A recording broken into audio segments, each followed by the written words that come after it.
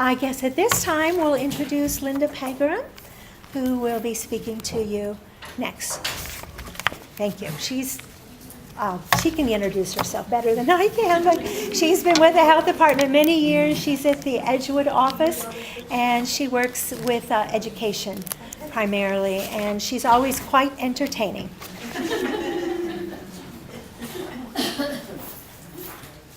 Brought a friend with me today. I have some other show and tells. If you have a lot of time afterwards and you want to talk tobacco, I'm around. Okay, now you might be wondering, key resources for brief tobacco interventions? What's that got to do with my life? Why would you consider talking about tobacco? My friend York used to be a tobacco user. At 43, he lost a lot of weight. He was a heavy tobacco user. Just leave him here to rest in peace. Okay, so why would you? Why would we talk about 3 fully loaded jumbo jets crashing and burning daily for 1 year? That is a picture of the impact of smoking on adult death in the United States, even today. Almost 500,000 souls die every year because of smoking, not to mention the other tobacco products. So that might be a reason why everybody in this room could take just a moment to say something about tobacco use. Well, the idea that a word well-timed and a word from you, well-timed, can make a difference. It's just very simple. When somebody who's in a helping role or a medical or an allied health or a social services role makes an encouraging, and I would underline kind, comment about tobacco use, it can make a difference. You might also think about a life being spared. People who continue to smoke, well, chronic smokers in the United States, 1 out of 2 will die from a tobacco-related illness. And for every one who does die, a very conservative estimate of people who are disabled or burdened with chronic disease, that goes up for 1 death, about 5 disabled people or people dealing with chronic health issues. Tobacco is still the major cause of preventable death in the United States. A lot of people think we've finished with tobacco. Only a few people do that. Nope, it's still massive. Okay, so think it might be worth saying a word about tobacco? I hope so. Now, I'm sure that you all wake up every morning and repeat these things to yourself. If I'm going to do a brief intervention on anything, what's the best practice? Best practices are just what you need to know. You ask, you advise, you assess, and you assist. You ask, are you a tobacco user? You or anybody in your family? I try to make it a little not so personal all the time, but just to ask about tobacco use in the home. Advise, with what we know today about tobacco, one of the smartest things you could do for yourself is quit now. Okay, so ask, advise, assess, assist, arrange.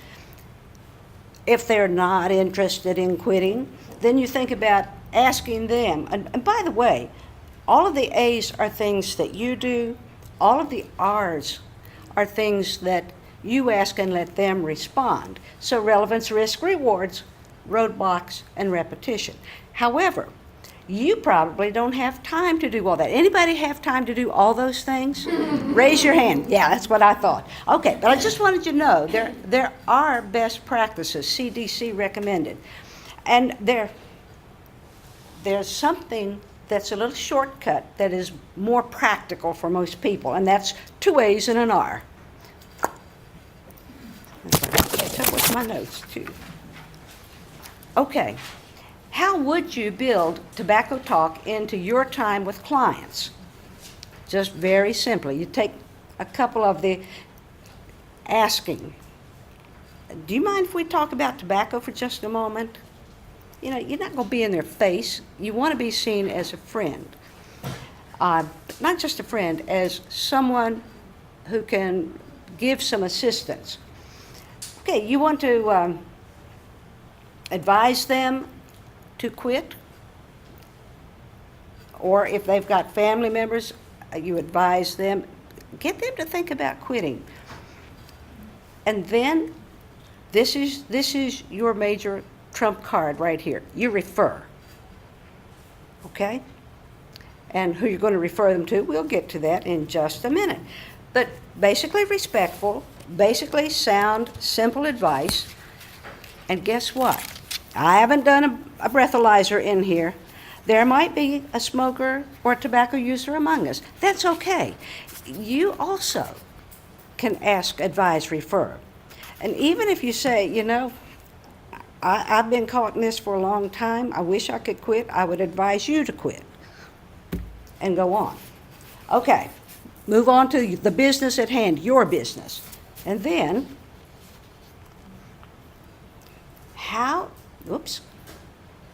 next. Okay, now if they are not responsive or receptive to you wanting to talk about tobacco or advising them to quit, as it says, don't be offended. You have just probably gotten them staged where they are in terms of tobacco, pre-contemplation. And they'd rather be shot than talk about tobacco. They might want to blow smoke in your face when you ask. And so that just kind of helps you set the frame for the next visit. And one of the 5 R's, if somebody's in pre-contemplation, you're not going to beat a dead horse. You're not going to be offended. You might, if you can squeeze in another moment, you might just say, well, I understand you're not ready to quit right now, but what impact do you think it would have on, if you're talking with them about financial needs, what impact do you think that might have on your budget if you did quit sometime in the future? Don't you tell them. They need to tell you. There's some magic that happens when a person can identify a benefit of quitting. How's it relative? How is their tobacco use relative to finances, to health, to social interactions, even for job hunting? There are growing numbers of companies that do not want tobacco users, or they will have an additional payout for their benefits if they are a tobacco user. Okay, so get the relevance thing, but then move on. Quick, brief, you're finished with that. But let's just look at stages of change. Okay, that pre-contemplation, if you mention tobacco and that's the kind of reaction, they do not need to hear all the benefits of quitting. They do not need a class schedule. They might need a reminder. You might ask them things like, what do you think the risks are? Understand you're not ready to quit right now, that's okay. But what do you think the risks are for you personally if you keep using tobacco? Now, you may not have a friend with you, but let them think about that and go on. But just briefly, if you find that somebody is not at all interested in talking about tobacco, that's okay. if you just ask one question and it begins to make them think about, well, I'm not going to quit right now, for sure. But maybe, maybe I'll think about it. You've done your job. You've done a job that helps to move them from one stage to the next. And it's kind of a process to get people ready to think about, to actually make preparation. I was with 6 people just about an hour and a half ago who are in there with fear and trembling. Some of them are old friends. I've seen them in other tobacco groups. Some are there for the first time, but they are at least thinking about it, and some of them are actually preparing. They're coming in, we're talking plans, they're putting it together. And hopefully they get to the action stage where they will actually stop smoking, slather themselves with patches or lozenges or gum, whatever is needed. And then to maintain, to protect that quit. That's essentially what we're talking about on the stages, and it's real interesting where people are. But if they are ready, this is when you pounce. And yeah, what are you going to say? You're not going to talk with them about the 5 stages of change. You're not going to talk to them about pre-contemplation or things like that. But what are you going to be able to share? And if I would read my notes faster, you would know sooner. Okay? Now, you could share the 1-800-QUIT-NOW. Anybody heard about that? Yes. Anybody ever tried that? Anybody ever recommended that? Yeah. Good, thank you. They're good folks. And there are some people who would rather be hung upside down and dragged across a football field than go to a tobacco group. So for those, quit line can be very convenient. Maybe transport is an issue. There can be a lot of things, but 1-800-QUIT-NOW is a good service. There's also some phone apps. That's down at the bottom. I can't read my own writing. Okay, but there are some other things. A lot of people like to play with internet. Do the people that you touch in your professional world, are they computer users? Somewhat.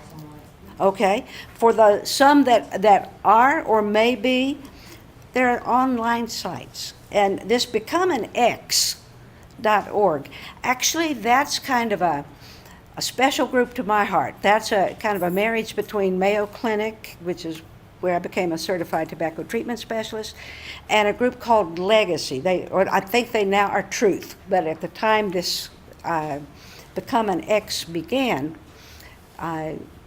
very interesting 2 groups to have together. They have good advice, they have good ways of tracking, good information on their websites. Nicotine Anonymous. Anybody heard about Nicotine Anonymous? Niconon? Surprise! In Harford County, there is no active group. Somebody could start one. I cannot, but someone else could. And I've actually taken people down to Good Samaritan to check out Niconon. And that has never grown into a group up here, but it's available online also. Smoking Stops Here, good program. Okay, over 300 phone apps. Not all of them have the best information, but hey, I would rather somebody even use a bad phone app than keep smoking. Okay, or you could, refer them to your local Friendly Health Department tobacco program, and there's a telephone number. You can refer people to me. They don't always contact me, but if they give you permission, then you can contact me on their behalf. And if you do that, I may not call them within the first 20 minutes, but I will get them within 2 days. Sometimes I'm in and out of the office. But if you refer somebody to me, I'm going to contact them. And my dream in life is to help a whole bunch more people quit using tobacco. I've seen what it does. You have too. And I would like them to be free. Okay, so that's about all I could say, but just let me just do one more slide here. Basically, we offer the treatment groups. These are small, no cost. Anybody. Generally, they're for adults. I had a 14-year-old come, but I made her bring her a parent. Well, the parent was smoking too. Come on. I had to get him in there somehow. Okay. We do offer nicotine patches or lozenges or gum, or, this is one of the best practices, the combination of the patch, which is a slow nicotine delivery, plus one of the faster nicotine deliveries, which in our case will only be lozenges or gum, but it's also a good combination with the nicotine inhaler, the nicotine nasal spray. But we only offer patches, lozenges, or gum, or the combination. And both the staff are Mayo Clinic certified tobacco treatment specialists. We don't flaunt that. That in about $5 will get us a cup of coffee, but it sounds impressive. Okay, next. May we help you? Oh, this is another thing we do. If you have questions, we try to answer them. But if, wherever you're working or living, if anybody ever wanted to offer a tobacco group, I can come with all my friends, tar jars, tobacco, lungs, smoked foot, all of the accoutrement that helps people wish they could quit smoking sooner. If we can help you, please, please don't delay. Contact us. Any questions? Thank you for your time. Thank you.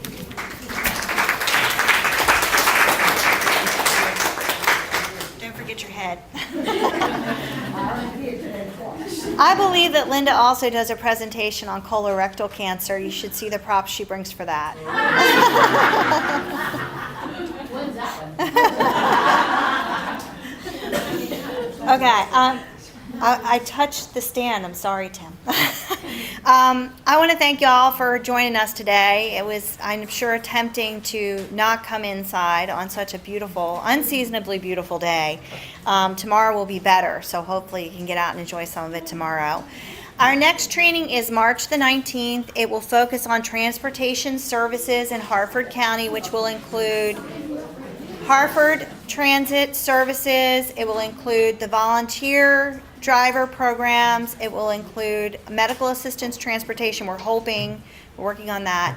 And we're also trying to get some information to share with you guys on services like Uber and Lyft and things like that. So we are hoping we will be back at the hospital, but when you get your registration information, it will list McFall because we're unsure as to when the flu will leave town. We hope the flu rides out of town like now.